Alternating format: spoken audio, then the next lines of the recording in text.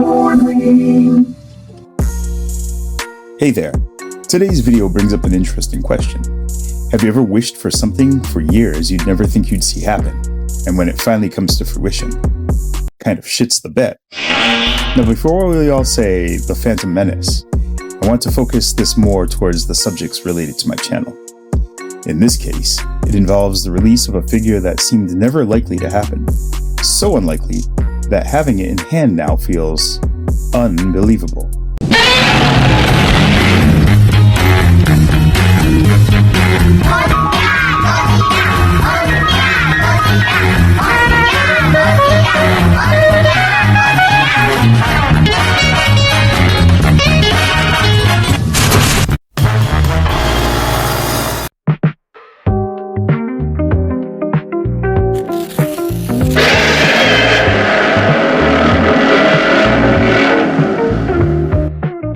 So, if you haven't a clue who this kaiju is, you wouldn't be at fault. Perhaps you've seen him lurking in the background on various promo art or speculative illustrations of fantasy monster battles, or, if you were like me, saw his undersized prop descend to the foot of Mount Fuji and then sail up into the heavens towards the end of Destroy All Monsters. The kaiju is Varan, a little-known and barely acknowledged monster from the early years of the Showa era of Toho's giant monster films, debuting in his self-titled 1958 black-and-white TV-intended turned feature film, Giant Monster Varan, or more commonly known here in the States as Varan the Unbelievable. This movie started as a joint production between an American studio and Toho, with the intent on creating a Godzilla-esque experience for audiences. When things fell through during the said production, it was then redirected with intent for movie houses in Japan. An Americanization of Varan the Unbelievable apes the same concept of inserting an American lead into the footage with the finished film, just as 54's Godzilla did with Raymond Burr, just extremely less engaging and successful. The result is a boring monster on the loose retread, with no real allegories that make Gojira the classic that it is, despite the Burr version stripping those same allegories anyway. Varan, to put it briefly, is a trifibian monster. He lurks in a massive lake, comfortable in the water, but is equally so on land, and in probably the film's only high point, spreads his flying squirrel-like membranes that take to the air. He is worshipped by an indigenous community in the mountains near the lake, who awakens to wreak havoc. A triple threat with a fantastic design, Varan should have been a successful entry, but a great kaiju costume is not what makes for a great film. After displaying all his capabilities to the military, they ultimately defeat and kill Varan by tricking him to swallowing flares fired from aircraft. So, essentially, he drops dead from an upset stomach. The end.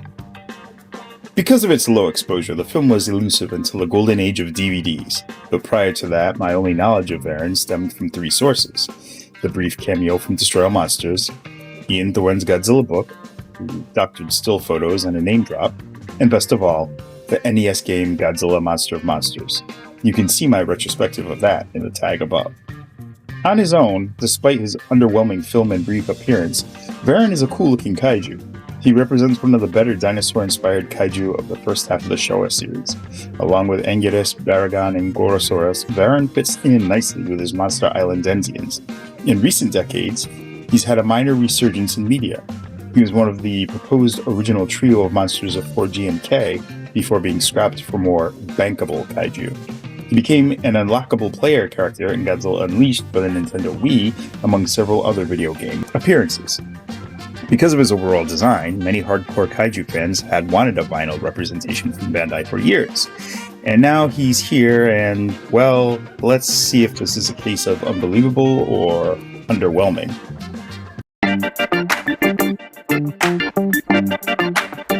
Look, I'll say it right off the cuff.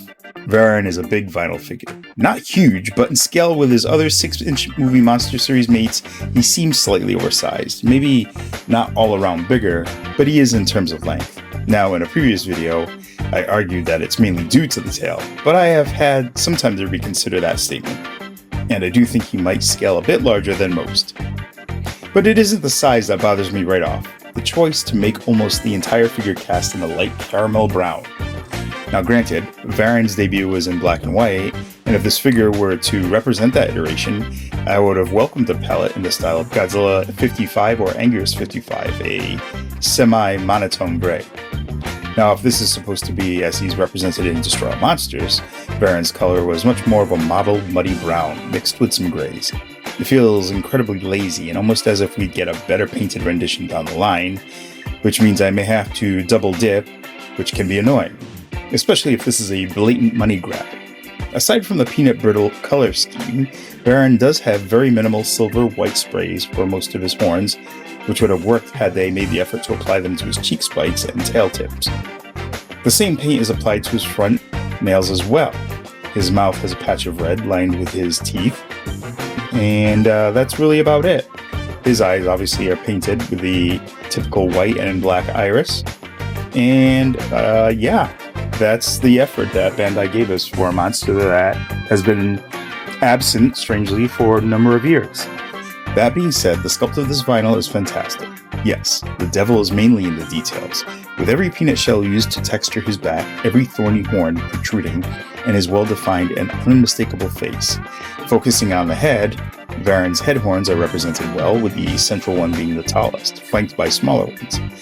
His trademark side crests are also prevalent, a design that was used to acknowledge his almost was role in GMK on the same spot of Ghidorah's three heads. His nose, beak, schnoz is smooth, with small nostrils, and his mouth is peppered with sharp, pointy kaiju teeth. The upturned eyes, a Showa kaiju mandate, is tucked under thick brows.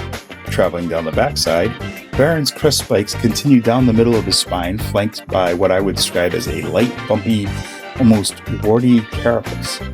It is well known that these were peanut shells glued to the actual suit during production. The texture covers his entire upper back and tail, contrasting with a smoother yet wrinkly underside. Separating that contrast is a hint of Varan's flying membrane, which is represented as folded and creased in the front from the back of his arms to the upper thighs of his rear legs. His arms and legs themselves have a texture to themselves, muscular, slightly bumpy, that end in gnarled hands, finishing off with long nails. The underside of his hands are also nicely detailed, with all the wrinkles you'd expect from a palm. His rear feet, on the other hand, are not so well sculpted. They kind of look truncated and squished into an unrealistic manner, further accented by the legs themselves. The short thighs and long lower legs is an unfortunate aspect that lends a lack of credibility to a man in suit proportions.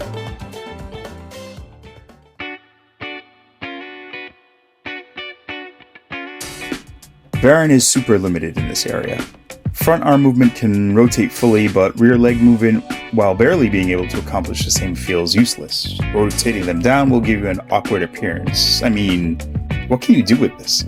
There's no other pose you can put him in with his legs squished in the position that they're sculpted in. No head movement, no tail movement. What you see is what you get. Hey, what's your problem? Younger me from the past? That's right. You're sitting here and you're complaining about, well, this figure has posability, but it's not a good pose, so it's not good. It's garbage. What's wrong with you? Well, I expect when I pay a certain amount for something to have some good quality. Yeah, but think about it. When you were my age, did we have any Godzilla figures at all? Not really. Well, what are you complaining about then? You're such a whiner. Sorry guys, I don't know what this is about. You sure do know what it's about. Stop making all these complaints. Look at it. Appreciate it for what it is. People sculpted this figure. They took time to make this look like the monster you really wanted after all these years. And now you're sitting here pooping on it. Not really pooping on it. I had better expectations. That's whatever, dude. Why don't you go get a life? Okay, back to my point.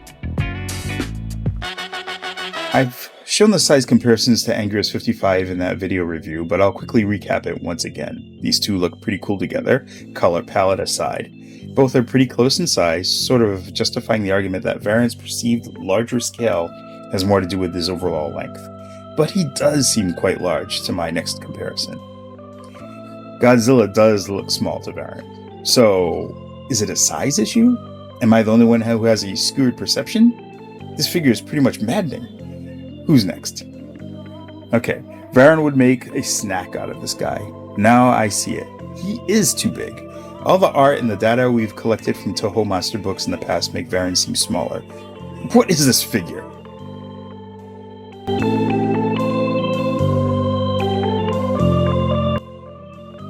After regaining my composure, I really had to take a measured look at this piece in its whole. Again, I will reiterate that it's great to have a monster that I've longed for over 2 decades to be finally in hand, beautifully sculpted with the exception of his hind legs, and another missing element from my Destroy All Monsters kaiju cast. This sort of fills that void.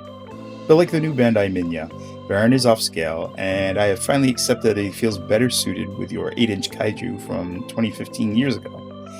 No, he almost sits in the interim space of both. However, I am curious as to what Jet Jaguar will think, or Punch. Punch, punch, punch! 2.5 punches? We've never even given anything a half punch before, and this may be close to one of our lowest ratings thus far. But I had to be honest with myself. Varan, a monster who gets very little in terms of media attention, finally gets his Bandai release.